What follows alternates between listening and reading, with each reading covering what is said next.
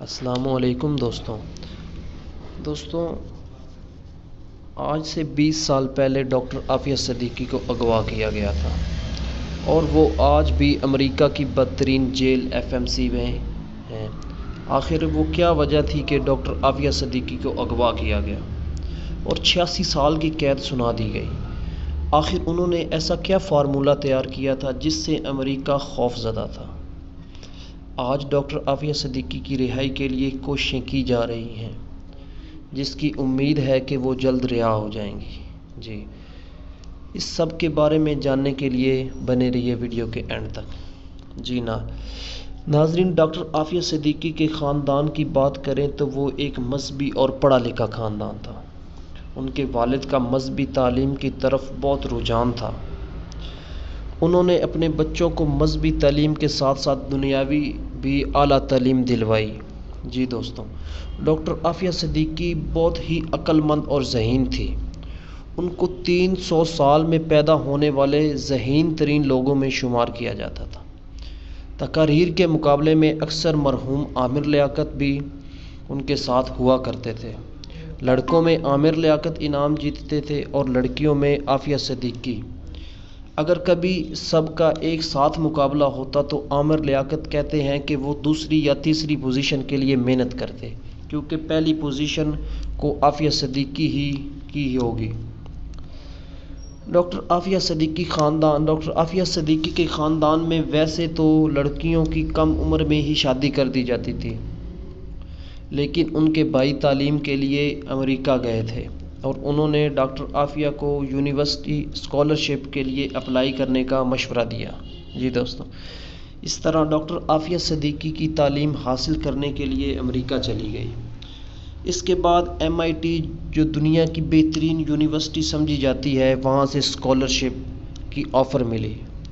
وہاں سے انہوں نے بائیولوجی میں گریجویشن کیا اور اپنی ریسرچ میں ایوارڈ بھی حاصل کیا۔ اس کے بعد انہوں نے PhD بھی کی۔ کہا جاتا ہے کہ اپنی تعلیم کے دوران ڈاکٹر عافیہ صدیقی نے ایک ایسی ریسرچ بھی کی جو امریکہ کے بڑے بڑے سائنسدان بھی نہ کر سکے۔ تو انہوں نے امریکی اداروں کو اس بات کی خبر دی کہ ڈاکٹر عافیہ کے پاس ایک بہت اہم ریسرچ تھی جو اگر پاکستان کے ہاتھ لگ گئی تو ہمارا بہت نقصان ہوگا۔ اس طرح ڈاکٹر عافیہ صدیقی سے وہ ریسرچ حاصل کرنے کے لیے امریکی اداروں نے کوشش شروع کر دی۔ تو دوستوں، ڈاکٹر عافیہ صدیقی کا اندازہ تھا کہ اگر ریسرچ امریکہ کے ہاتھ لگ گئی تو وہ ہمیشہ کی طرح مسلمانوں کے خلاف استعمال کرے گی۔ اسی وجہ سے ڈاکٹر عافیہ صدیقی نے وہ ریسرچ ایک راز کی طرح اپنے پاس رکھی۔ ڈاکٹر عافیہ صدیقی ایک ذہین خاتون تھی۔ انہوں نے یہ ذہانت ایک بہترین طریقے سے استعمال کی۔ انہوں نے ایک ایسا پلان تیار کیا جس سے مسلمانوں کو قرآن مجید کی صحیح معنوں میں تعلیم دی جاتی۔ انہوں نے اپنی پڑھائی کے دوران تعلیمی اداروں میں تقاریر کی جس میں انہوں نے اس بات کا اظہار کیا کہ ہم مسلمان کو ایک ساتھ مل کر کھڑے ہونا چاہیے۔ کسی طرح وہ مسلمانوں کو قرآن کی تعلیم دلوانا چاہتی تھی۔ ان کا پلان یہ تھا کہ بچے قرآن پر فوکس کرتے ہوئے دنیاوی تعلیم بھی قرآن کے ذریعے حاصل کریں۔ وہ بزنس کے اصول بھی قرآن سے ہی سکھانا چاہتی تھی۔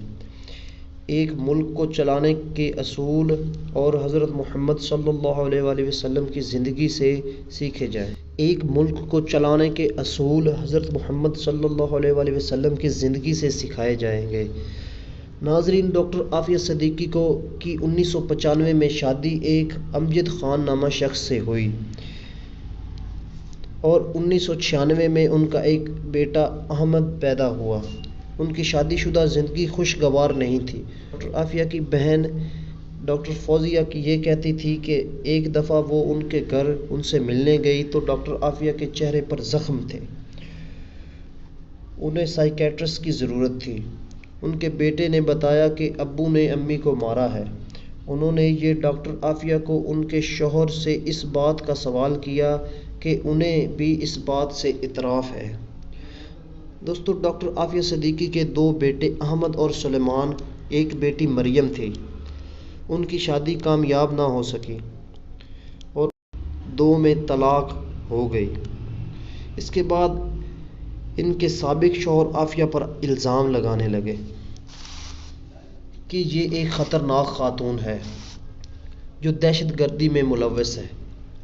حیرت کی بات یہ ہے کہ اس کے باوجود اپنے مکمل بچوں کی کسٹڈی ان کو دے دی گئی کہ یہ بات ثابت کرنے کے لیے کافی ہے کہ سابق شوہر کے لگائے گئے الزام مکمل جھوٹ تھے۔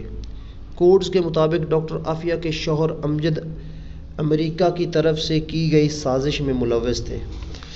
وہ اس مقصد سے بھیجے گئے تھے کہ ڈاکٹر عافیہ سے ان کی ریسرچ حاصل کرنے کی کوشش کریں، لیکن جب وہ کامیاب نہ ہو سکے تو ڈاکٹر عافیہ کو طلاق دے دی اور ڈاکٹر عافیہ کو اغوا کرنے کا منصوبہ بنایا گیا۔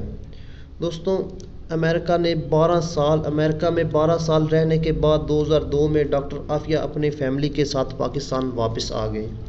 31 مارچ 2003 کے دن کراچی سے ڈاکٹر عافیہ اپنے 3 بچوں کے ساتھ ایک ٹیکسی میں سوار ہوئی۔ اسلام آباد کی فلائٹ کے لیے ایئرپورٹ گئی تھی، لیکن رستے میں ہی کچھ لوگوں نے ان چاروں کو روکا اور ٹیکسی سے باہر نکالا۔ اگلے 5 سال یعنی 2008 تک وہ چاروں غائب رہے۔